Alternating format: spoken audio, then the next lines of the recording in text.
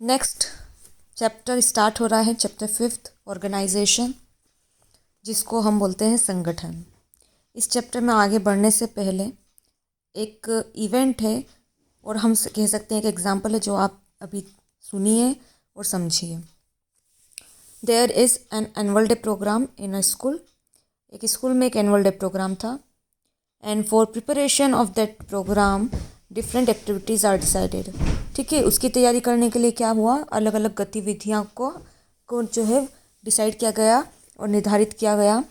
जैसे कि आपके जो होती है नॉर्मल एनुअल फंक्शन में dance, drama, speech by the guest, refreshment and other activities. Then different groups and committee are formed for handling this activities. ठीक है, अलग अलग कमिटी बनाई गई इन एक्टिविटीज़ को हैंडल करने के लिए। ठीक है, जैसे कि डांस कमेटी बनाई जो कि क्या ध्यान रख रही थी कि डांस का क्या सीक्वेंस होगा एंड प्रॉपर कोऑर्डिनेशन देख रही थी वो डांसर्स के, और बीच में सिलेक्शन ऑफ डांसेस जो है, सिलेक्शन ऑफ डांसर जो है वो भी ये कमेटी देख रही थी। So dance committee are form to look after the sequence of dance, selection of dancers for the different types of dance like for hip hop, for classical dance. और similarly drama committee बनाई गई, refreshment committee बनाई गई, ऐसे कई बहुत सारी committees बनाई गई। स्टेज कमेटी बनाई गई जो कि स्टेज के डेकोरेशन का ध्यान रख रही थी और जो अलग अलग डांसेस होते थे उसके बीच में फर्नीचर को रखना, उठाना, इसका ध्यान रख रही थी। सो यहाँ पे क्या हुआ, डिफरेंट टाइप्स की कमेटी बनाई गई। अब तो एनुअल डे फंक्शन आया, फंक्शन स्टार्ट हो गया और पहला परफॉर्मेंस था ड्रामा, एक ड्रामा था। So first performance was a drama. Benches are kept on the stage for the actor to do his acting. उस ड्रामा में ऐसा बेंचेस की ज़रूरत थी, इसलिए बेंचेस जो है स्टेज पे रखी गई उसकी एक्टिंग, ताकि एक्टर एक्टिंग कर सके।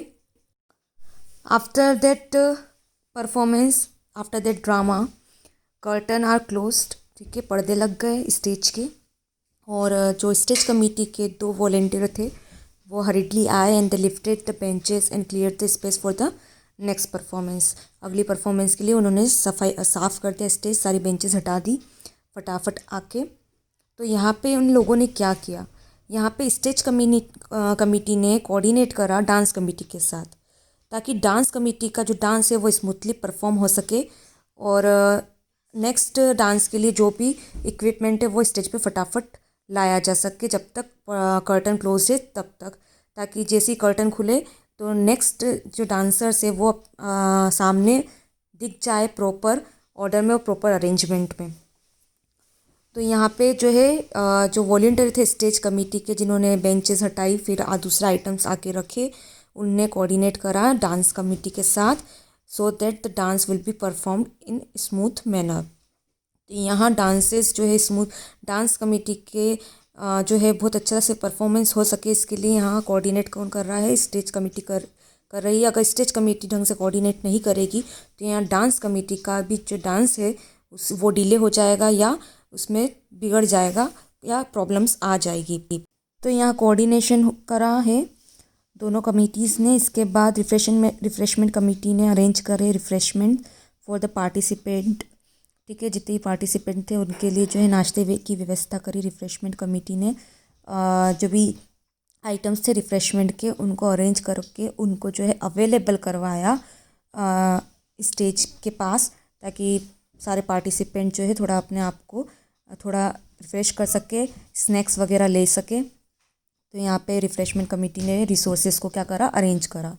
तो यहाँ क्या क्या हुआ, एक तो कोऑर्डिनेशन हुआ बिटवीन डिफरेंट कमिटीज़, दूसरा अरेंजमेंट हुआ रिसोर्सेज का, जैसे कि मैंने भी आपको बताया यहाँ पे स्नैक्स का अरेंजमेंट किया गया और दूसरे रिसोर्सेज का भी अरेंजमेंट किया गया, फाइनेंस का अरेंजमेंट किया गया। एनुअल फंक्शन विदाउट फाइनेंस या फंड्स तो हो नहीं सकता है।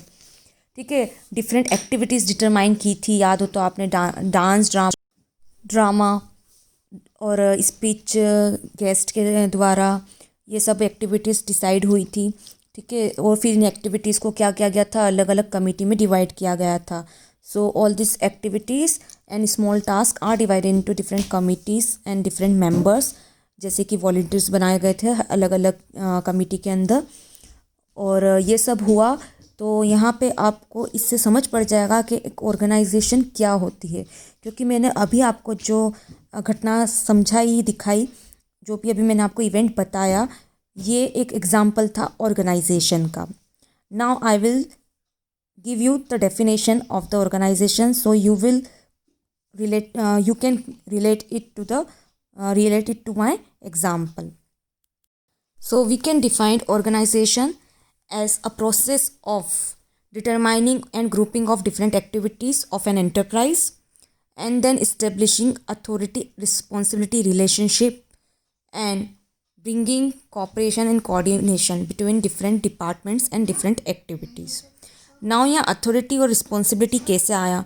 अथॉरिटी और रिस्पॉन्सिबिलिटी ऐसे आई. रिस्पॉन्सिबिलिटी जो रहती है, मतलब आपका दायित्व होता है किसी भी काम को जो है सही तरीके से करने की जिम्मेदारी. तो अगर आप देखेंगे, अगर स्टेज पे कुछ बिगड़ता तो ये किसकी रिस्पॉन्सिबिलिटी होती? स्टेज कमेटी की होती. डांस में कुछ बिगड़ता तो डांस कमेटी के रिस्पॉन्सिबल होती उस चीज़ के लिए.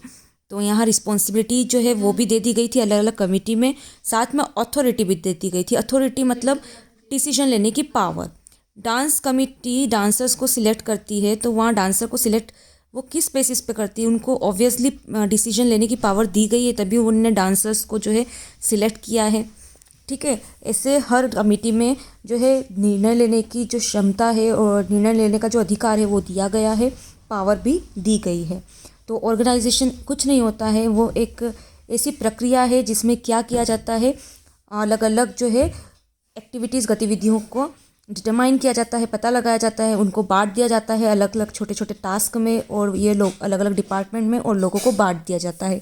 साथ में उनको क्या दी जाती है? जिम्मेदारियां दी जाती है और उनको अधिकार दिए जाते हैं ताकि वो अपने कार्य को और अच्छे तरीके से पूर्ण कर सके. और ये कार्य तभी पूर्ण होंगे जब कोऑर्डिनेशन होगा, तभी हम क्या कर सकते हैं? कोई भी उद्देश्य को अचीव कर सकते हैं. सो in order to complete some activities or to complete an event also, coordination is required between different committees, departments and members. Without coordination we cannot achieve any objective of any enterprise or any institutions. So we have seen the meaning of organization here. और अब आपको संगठन का अर्थ बहुत अच्छे से समझ पड़ गया होगा कि संगठन एक ऐसी प्रक्रिया है जहाँ कामों को बांटा जाता है, अलग अलग डिपार्टमेंट में अथॉरिटी और रिस्पॉन्सिबिलिटी को दिया जाता है, अलग अलग डिपार्टमेंट में और कमिटीज़ में. ठीक है, साथ में कोऑर्डिनेशन मेंटेन करने की कोशिश की जाती है ताकि जो भी कार्य किया जा रहा है वो हमारे उद्देश्यों को प्राप्ति की ओर हमारे उद्देश्य प्राप्ति की ओर हमें ले जाए, and we can achieve our goal smoothly and effectively.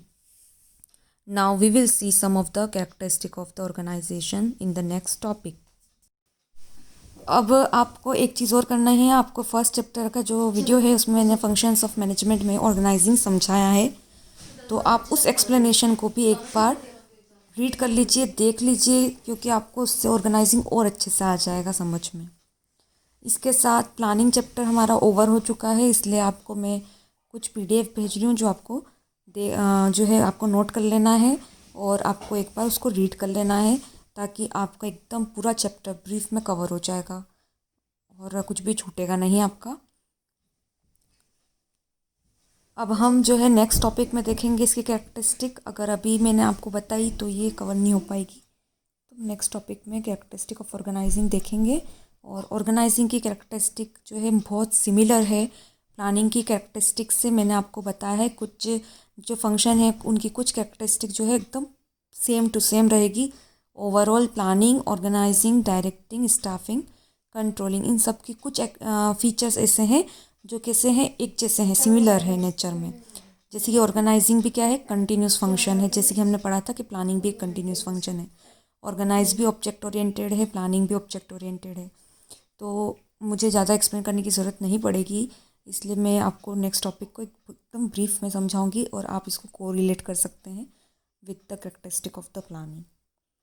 Similar. और एक चीज़ और, आपको जब क्वेश्चन पूछा जाएगा कि आप ऑर्गेनाइजिंग का मीनिंग बताइए, तो आप मीनिंग आप अपने शब्दों में आप अपनी ओन वर्डिंग में बता सकते हैं.